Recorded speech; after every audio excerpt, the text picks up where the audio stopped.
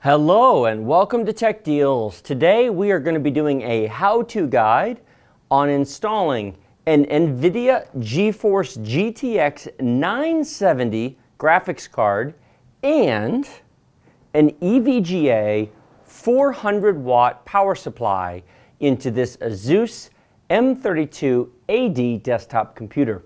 I've previously reviewed this computer and a link to that review will be in the video description below, as well as to my unboxing and overview of this power supply, and I've also done an unboxing and overview of this video card. All three videos will be linked in the description below. Now, if you're interested, go check those out because I like all these products for various reasons. Why do we need a power supply? Because the GeForce GTX 970 will pull too much power for the 300 watt power supply that's included in here. I have promised in a previous video that I would get around to doing a how to install a power supply in a computer. Here we are. So this is going to be a longer video. Grab a cup of coffee, grab your juice, grab your soda pop or a bottle of water and sit back and relax because it will take time to do this. The first thing we need to do is unscrew the side of our computer. These are the screws. There's two of them, one on each end here on either side of this handle. I've placed the computer on its side. These are the grill holes for ventilation. This is the front, this is the back. Of course, everything's unplugged. You pull on the side of the computer and just open it this far. You can see the metal, at which point you just lift the cover up and off. This is just a thin cover to your case. Now, I have previously done how to install memory in this computer and how to install other video cards, and by all means, if you're interested, go check those out. I did a GTX 750 Ti and a GTX 960, both of which will work with the 300 watt power supply included, but the 970 will not. We have got to change this power supply first. So I'm going to take the video card and set it off to the side. Let's take a look at the power supply first and see what's up. First things first, I want to show you the fan on the bottom. This is the back where your power connects. That is going to go facing out the back, and the fan is facing down. The fan actually sucks hot air in from inside your machine and then expels it out the back. It works in conjunction with this exhaust fan to help cool the inside of your machine. Now, lengthwise, it's actually about the same size. Because the power supply is all the way to the back of the case, in fact, it is exactly the same size. So size-wise, this 400 watt power supply will fit perfectly. At the time I did this video, this EVGA 400 watt was $25 on Amazon. Not very expensive, all things considered. By the way, if any of you are curious, you might be thinking, wait a minute, before you go to the comment section, doesn't a GTX 970 recommend a 500 watt power supply? Yes, that's what NVIDIA says. It will run just fine on this. Don't worry about it. Now, on the back, there is a single bundle of cables coming all the way out with a whole lot of connectors, and this is what's going to take time to show you properly. Here's the nice part. These connectors all only plug into the right thing. For example, this is what's called a serial ATA power cable. It's a 15-pin connector. One will plug into your hard drive, which is right here, and one will plug into your DVD drive, which is right here, so we'll use two of them. This cable is what's called a 4+4, and it's actually stuck together very well. We will have to separate it because we're only using a 4-pin CPU connector. This is actually a CPU power connector for the ATX specification, and it slides apart just like so, and splits. We're only going to use one half of this. In some cases, in some motherboards, you will use both halves and they just slide right back together, no problem. But in this case, we're going to use it separated because if you look down here, we have a 4-pin connector plugged into our motherboard. That's where that's going to go. This is the big honkin' connector. This is actually what's called a 20+4, 24 total. It snaps together like that, and it's called 24 because there are 24 pins. Or it can be separated and used as a 20-pin connector, which is what the old standard was years ago. This is what we're going to have to pull off the motherboard. This is the main power connector to the motherboard. We're going to have to disconnect that and replace it with this.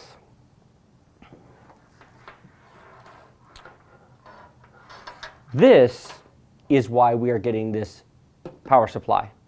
What we have here is an 8-pin and a 6-pin PCI Express power connector. Now, this 8-pin might look similar to the 8-pin CPU connector I showed you earlier. The bevels and cuts are different. They will not physically fit in there. So, and this doesn't split apart. This is a solid piece. This is one solid piece. So you have one 6-pin and one 8-pin. These are both going to plug into that GTX 970 graphics card, and it will work wonderfully. So, I'll push that aside. There is this cable, which you will not use at all. This cable, which we will just have to duck and tie into a safe spot, these are called 4-pin Molex connectors. These are very old, from decades ago. They're kind of legacy connectors. There's 3 of them on here. And this, believe it or not, that is what a floppy power cable connector looks like. If you wanted to put a 1.44 megabyte 3.5-inch floppy drive in the computer, that's your power cable. Of course, that's silly. Who uses those today? I mean, you could technically. They still provide the power connector, go figure. We're not going to use this entire string at all. We'll just have to zip tie it up and get it out of the way. So that's all there is to it. We need, I showed you this power connector earlier. For serial ATA devices, by the way, let me be clear, there are 4 connectors on this one cable, and it's fine. You can use all 4. 2 of these will be used for the existing hard drive and the DVD drive. What would you use the other 2 for? An additional hard drive, which you could install right here in these screw spots, or a solid-state drive. If you wanted to install them, you could definitely install an additional hard drive plus a solid-state drive, so you have expansion options. And that's all there is to the new power supply. But we're going to push that aside for a minute, because before we do anything else, we have to take this one out. Like I said, this will be a longer video. So the first thing we want to do is disconnect all the connectors to everything in the computer before we unscrew this, so when we unscrew it, we can take it right out. What do we have connected? Well, actually, not as much as you might think at first. 1, the big 24-pin connector on the motherboard. 2, the 4-pin connector right here. 3, the serial ATA power connector to the hard drive. And 4, the serial ATA connector, power connector to the DVD drive.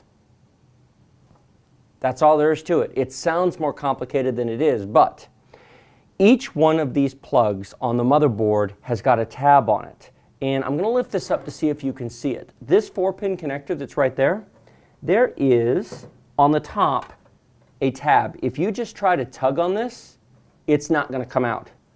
But if you push on the tab with and I'll pull it out so you can see it. It's buried in there. There's no way to film that. Do you see this tab right here? Let's see if I can get the camera to pick that up. That is what I pressed on to release it. This clip is just holding it in spot. When you push it down and hear a click, that is what's holding it. So when you pull out, you just use your thumb to push on that, and poof, it slides right out just like butter. No big deal. So that is our 4-pin connector. So connector number 1 is disconnected. Now connector number 2 is going to be fun. This big one is the hardest thing to pull out of the system, and it's just because it's so big. You know what? I'm going to pull that out last, now that I think about it. For space and access reasons, I am going to disconnect the data cables from our drives. Remember to plug them back in. This black cable right here is the data cable to the hard drive. This cable runs down here and connects right here onto the motherboard. That is how information from your hard drive to your computer passes. There is a retention clip on the top. Again, I'll lift this up so you can see. You just have to push this clip down, and then it slides right out just like that. This clip right there, you just push that down with your fingers. I'm just pushing it over here to the side for the moment. We don't have to do anything with it. I'm just getting it out of the way. Now you can see the power cable for the hard drive. For the power cable, I want to take both sides of the cables. I don't want to pull one side or the other. I want to come straight out, and I'm just rocking it a bit. It comes straight out. This is just a friction. There's no tab. I'll slide it back on, and I will pull it off. That's all there is to it. Up at the top of the computer, I'll do the same thing. I can't film this because it's buried up here, but you got to push the retention clip in for the data cable because it's in the way. And again, this is just a piece of metal that I'm just pushing down. When I was up here, I was pushing it down with my thumb just to slide it out. And I'm just going to move it out of the way right there. It'll go back in a minute. This is the power cable for your DVD drive, and it has to be disconnected. And again, it just pops straight out. It just slides straight out. There's no clip or retention holding it in place. The only other thing left to disconnect is the big one. And I'm going to very carefully, without bending the socket on the board, I'm moving the cables, but I'm pushing in with my finger. So I'm bending the cables, but not the socket on the board because we don't want to break it. Do you see this retention? Let's see if I can get this clip right here. That has to be pushed in on the top just like the other one. And then this will require some rocking and some force. I always say don't use force on a computer. This needs force. Unfortunately, take your time. It's not easy. It doesn't want to come out. And unfortunately, it bends the motherboard a lot. A lot of times, you got to kind of work at it, little bits at a time. Pull one end a bit, pull on the other. You might provide counter force, right? What I'm doing, I wish they would redesign this. I really do. See this empty spot? You can't see that. Okay, let's see here. You see this spot on the motherboard? What I'm doing is I'm pulling up on this edge of the connector, on the top edge, while putting counter force on the motherboard. If I just yank up on this as hard as I can, I run the risk of snapping the motherboard, the big black circuit board on the bottom. Obviously, we don't want that. You would have a non-functional computer. So, yes, this is tricky. And no, it's not for everyone. Come on, get out of there. This is in there tighter than you can imagine. It does not want to come out. It's coming slowly, but it's... Oh, there we go. Got it. That was in there tight. All those pins did not want to come out. Where's the other one? Here we go. Now, this does not have the split for the 24 like this one does. You can see the length is different. That's why we have to have... I'm showing you now before we put it in so you have an idea of what you have to do. The 24 pin, do I have that? No, there we go. You're going to have to hold that on like that when you insert it, because otherwise it pops off. So you'll have to make sure that all 24 are lined up when you insert this. Just want to make you aware of it. This power supply is no longer connected to anything in this computer. That's it. All these cables are disconnected. Now, to unscrew the power supply from the computer, there are several screws on the back of the case. I'm going to lift this up, and actually I'm going to turn this around so you can see it. That's going to be upside down for you. Well, you know what? That's okay. You get the point.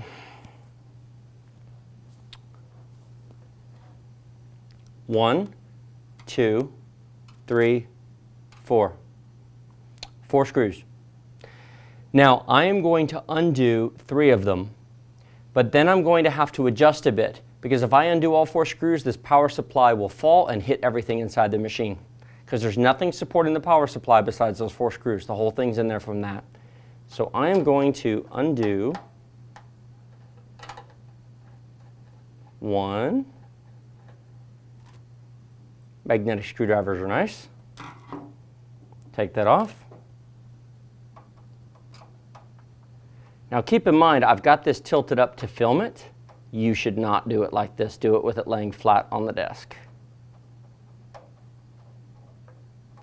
Part of the challenge of filming these is figuring out a way to film them so you can see what's going on and still do the work. I've never done this before. 3, come on. These have never been undone before, so it's very tight.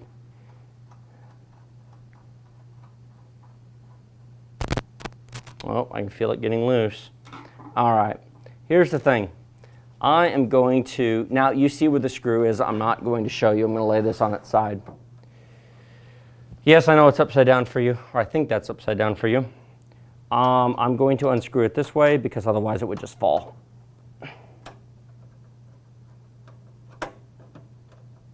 You can already see it move. Oh, and my magnetic bit didn't catch it. This just slides in like this. That's it. Just the whole bundle, a mess of cables. And there is our 300-watt power supply. Yes, I know, by the way, it says 350. If you read the fine print, it says 350 for 30 seconds, max continuous 300, so it's a 300-watt power supply. Now, this is what our computer looks like with the power supply gone. There were just 4 connections, 1 to each of the drives, the 4-pin connector up here, and then the 24-pin connector down there. I will lift this up a bit and you'll see that there is a spring tab here and there's an edge. When we put in the new power supply, it'll snap on there and that will help hold it in a little bit. Remember, when you put in the new power supply, the fan goes facing down, the label is facing us, and then the outlet, of course, goes out the back. For the string of cables, for the moment, just string them over the top of the case like this. They're not in anybody's way, it's fine. The power supply slides straight down at an angle slightly, there we go. And then I will slide it, there we go. There are 2 pieces of metal in here that you can't see just on the inside edge that it will slide into. Just like that. No worries. Actually, that retention clip back there is nice. That is, it's got a little bit of movement, but that holds in place really, really nicely. Now, before I lift anything up, I'm going to take my screws and I am going to screw this into place.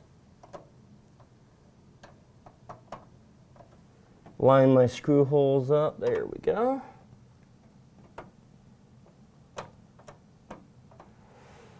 It's not a perfect alignment. Hang on, I got to come around the table here.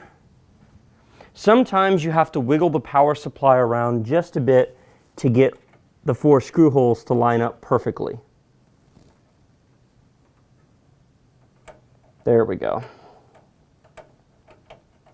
The other thing I will say is the screw holes are tighter on this EVGA power supply.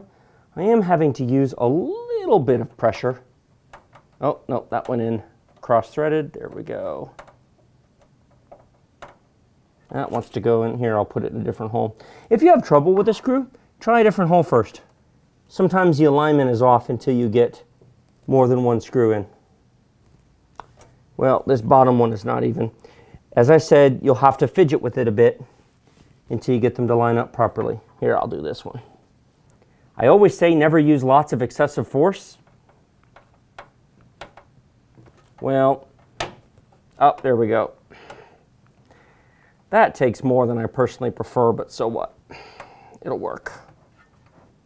All right, for the moment, I'm going to leave the other 2 in there. Make sure you put the 4 screws back into place, but I want to make sure we get these connected. First thing we're going to do, now, one thing you definitely want to do is make sure you untangle these. You want to make sure you're not crossing them any more than you have to. Do you remember the 4+4 CPU power connector, the one that was together and I separated? Okay, here's the nice part. You can only plug the correct side in because I don't know if you can see this in the video, but they're not beveled the same. If you look at the socket on the motherboard, it actually is, which one is it? It is this side, because they're opposite of each other, so you can't put it in wrong. And that is tabbed that way. And that snaps clean in. That took no effort whatsoever. I'll pull it out.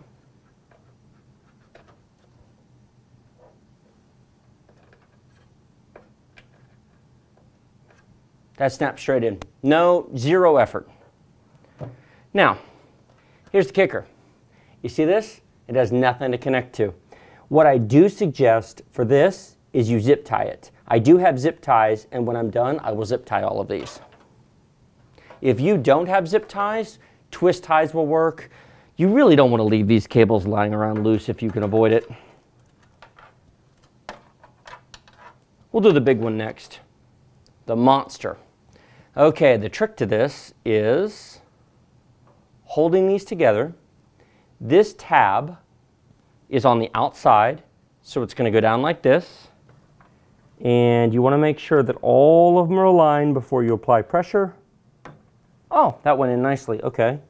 And push down. And sweet. That was easy. And of course, the question is, can you see it?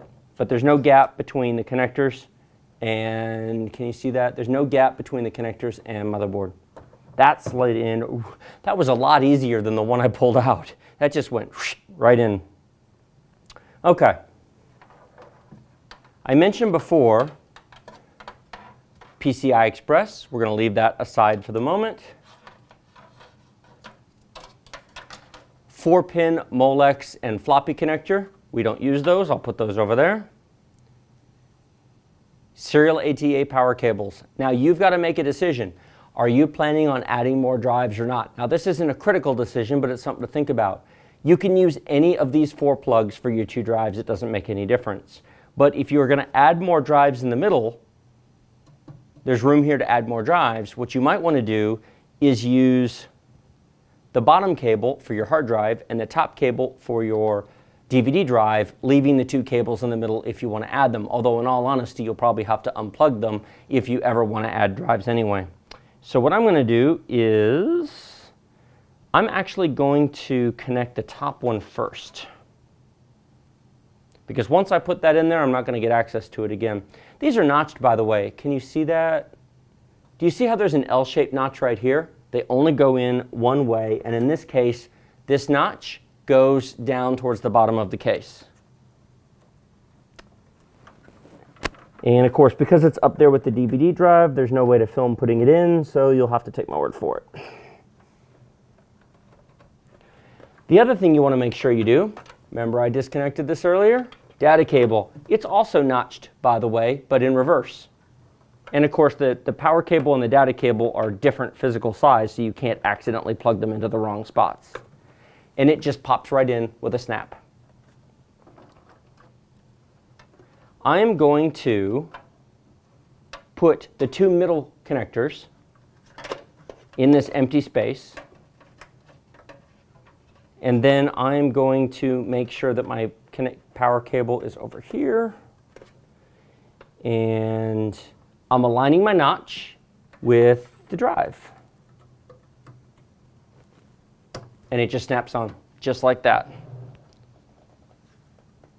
Can you see that just snapped right on? And then here's our data cable we disconnected earlier. Snaps right in place. No sweat. So I can put that power cable behind there. This big power cable, I'm going to coil up and just kind of shove in between the drives. I will zip tie some of this towards the end, so wait for that. Now, both drives have power. Both motherboard connectors have power, although this needs zip tying or this is going to end up in the fan, and that's a bad thing. Our power supply, other than being zip tied, is installed. Actually, I am going to grab zip ties. I will be right back. And we're back. I don't even remember how much this ended up costing me, but a while ago I bought a package of zip ties that comes with all sorts of sizes, shapes, and colors. I want to say this was $6 or something ridiculous. So I'm going to take, now these of course are single-use zip ties, but no big deal. I'm going to take this cable. I'm going to bend it gently back against the cable it came from. I'm going to take one zip tie, and we're going to tie that off just like so. And I need scissors to cut this part off. I don't have scissors with me. I should have gotten those a minute ago, but for the moment, that makes the point.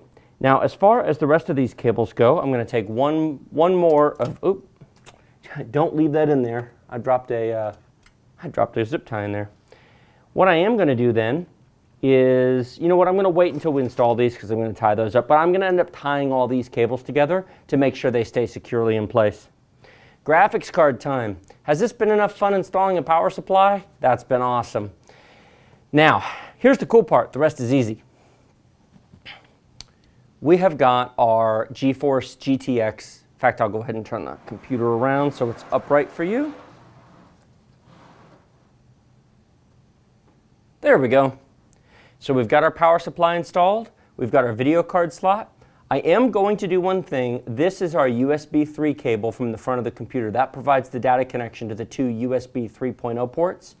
All you do is pull straight up. It comes straight off the motherboard. And I'm pushing it to the side because it would be in the way of installing this. This is our GeForce GTX 970 card. Looking on the back, you see we've got our 5 video out ports and a very small vent, which really doesn't do anything anyway. Now, these connectors right here will go into our first slot down here. The 5th connector and the small vent will go into the 2nd slot. We do have to open up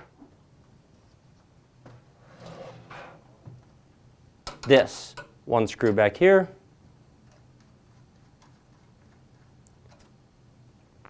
Now, if your computer doesn't have these slots open, no problem. If they look like this, they're connected here, here, and here. They are very small pieces of metal. Take your screwdriver, put it into the slot, and work it back and forth, progressively more and more. Don't shove in, you'll just bend the metal. Work it back and forth until you put stress on those, and eventually one of the 3, here, here, or here, will snap, and they're here, here. So these two looked exactly like this. I took them off earlier for the other video cards. You'll just work this back and forth until one of those gives, and once it gives, it's easy to take off. These are disposable. Once you take them off, just throw them away or recycle them. So I've opened this up. We now have access to this. That is where the video card's going to rest. When you install a video card, you want to make sure to line up the golden fingers with the slot on the motherboard. This is our PCI Express retention slot, and you simply want to make sure it is down. It should pop up automatically when we install the card. If you ever need to remove the card, you have to push this down carefully from either end to pop it out to remove the graphics card. You cannot insert the card straight down lined up with the slot because you will hit the back edge of the case with this. Instead, you have to move the card a bit towards the front of the machine, but you still want to go straight vertical. You don't tilt it this way or this way. It's straight down into the slot. But once you get close to the slot, make sure this is out of the way. Once you get close to the slot, you're going to have to move the card to the back to line it up, and this part will slide through this hole. You see where my finger is? It'll slide through here and go onto that tray. Boy, that USB 3 really wants to get in my way, doesn't it? All righty. So I'm going to slide this down and make sure I've lined up the back ports. They're lined up. And it just snaps down with a snap.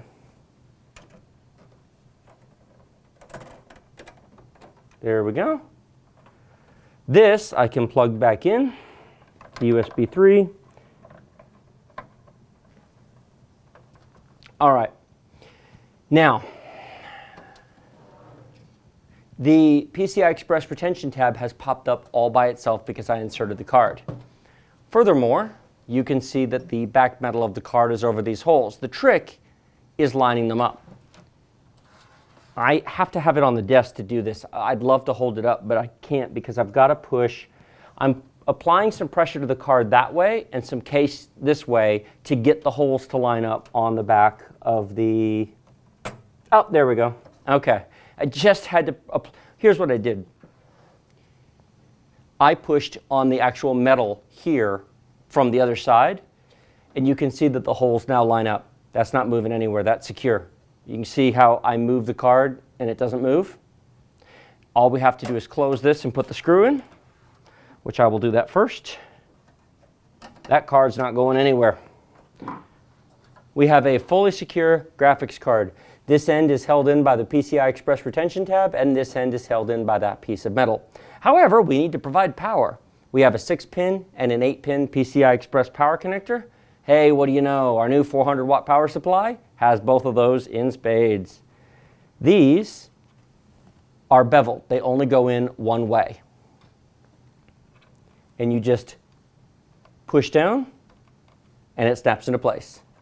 And you push the other one down, and it snaps into place. And there's you probably can't hear it through my microphone, but there was a soft click when they each went in. Now, do you see this big cable hanging out? This is why I was saving the zip ties from before, because I still have this monstrosity to get rid of. And no, you can't cut it as much as I would like to, because you will never ever use this. But I am going to fold this up, and I'm going to wrap it up, and I'm going to take this, and I'm going to fold them over each other.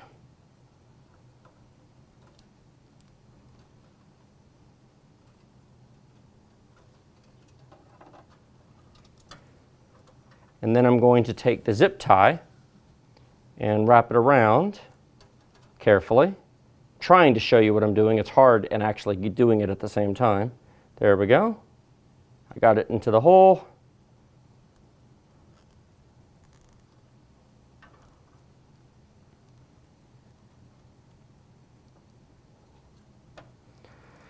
So now we have the entire bundle wrapped together. This is going to contact this out of the case if we don't do anything about it. I'll take one more zip tie and fold these back over. Spending a couple dollars on zip ties is a good investment. And the nice thing is you buy something like this for, you know, I'll link to it. I'm sure I bought this off of Amazon. I want to say maybe it was $7, maybe it was $10. This has 200 cable ties. This will last you the rest of your life. It's a good investment for making a clean system. Now, do make sure you take scissors and cut the edges off. Once you've pulled them, these are one-time use. That's never going to come loose. If you ever want to remove the zip tie, you just have to cut the zip tie. And I'm going to use one more. And the reason is I want to wrap. See how these two are separated?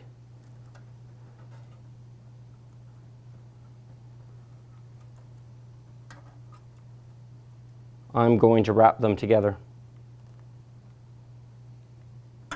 Why? Because I don't want either cable to come over to the fan.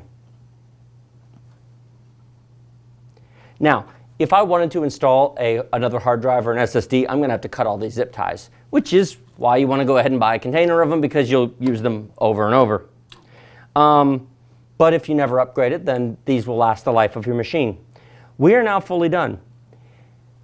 I have not put a GTX 970 here before. I am going to, at the end of this video, show a boot up and show how this runs in Windows just fine. I might even do a couple of performance reviews to show you how well it works. This video card is a bit out of place in this machine. I recommend it more in an i5 than an i3, but it does work, and we'll do a couple things and see how it works. First of all, did you like this video? Click like. Did you not? That's okay too. Remember to subscribe to my channel. It's the big red button below the video. If you've already subscribed, thank you. Now, questions, comments, thoughts, feedback, suggestions. Was this too long? Was it not long enough? Did I show you enough on how to install a new power supply and a high-end video card into a pre-built OEM computer? Let me know in the comment section below. Did you like this? Did you not like it? Do you want to see something different? Could I show more? Could I show less? I certainly hope it's helpful. If it was helpful to you, great. Let me know. If it wasn't, let me know, because I can certainly make another one in the future. Now, furthermore, I say in most of my videos, I will definitely say in this one, if you found this helpful, if you like my how-to guides, my unboxings, my performance reviews, links to this computer, this video card, and this power supply will be in the description below. They are in most of my videos. Those links are affiliate links to Amazon. They are my primary revenue source for my videos. That's how I make my money and afford to bring all these videos to you. If you like my videos and want to support my channel, please use those links. They pay me a small commission. They don't cost you any extra money in any way. It's the same price as normal, but it's basically for me referring you to Amazon for you buying this stuff, and I would be eternally grateful if you use those. Now, Keep watching if you would like to see Windows boot up with this. Otherwise, thanks for watching my video, and I will see you next time. And here we are booted up to the Windows desktop. We've got our graphics card installed and Windows booted up just fine, but if you look closely, you might notice something interesting. It did not automatically reset the resolution to the correct size. We're currently set to 1024 by 768, which is certainly not the right resolution. I'm going to right-click on the desktop, choose Display Settings, which is the second from the bottom. I'm going to go down to Customize Your Display all the way to the bottom and click Advanced Display Settings. I'm going to change the resolution. In my case, it's 1920 by 1080, which is full HD. If you're running something different, pick the one that's appropriate for your monitor and keep changes. Now, your system might come up correctly. It's worth noting that this behavior will be different depending upon your monitor that's plugged in. And in my case, neither one of these monitors is directly plugged into the computer. I have an HDMI splitter cable underneath the desk. But as far as GeForce Experience, let's open up GeForce Experience and see what we see here. Now, I already have the NVIDIA drivers installed because I previously had a GTX 750 Ti in this machine. I did game performance reviews with that machine, with that video card installed. If you didn't, you would need to go to NVIDIA.com and download the latest drivers, no big deal. So we are running, it sees our GTX 970 and we have our wonderful Core i3 4170 processor. I'll be honest, that's a bit of a mismatch. If you're going to go with a 970, you probably want to put it into an i5 rig. However, this may actually do okay. I am going to follow this video up with a couple of game performance reviews with a GTX 970 on an i3 processor and see what kind of performance we can get. So, thank you very much for watching. Like the video or don't, subscribe, comment below, use my links, and I definitely appreciate your time. I hope this was informative and interesting. I will see you in the next video.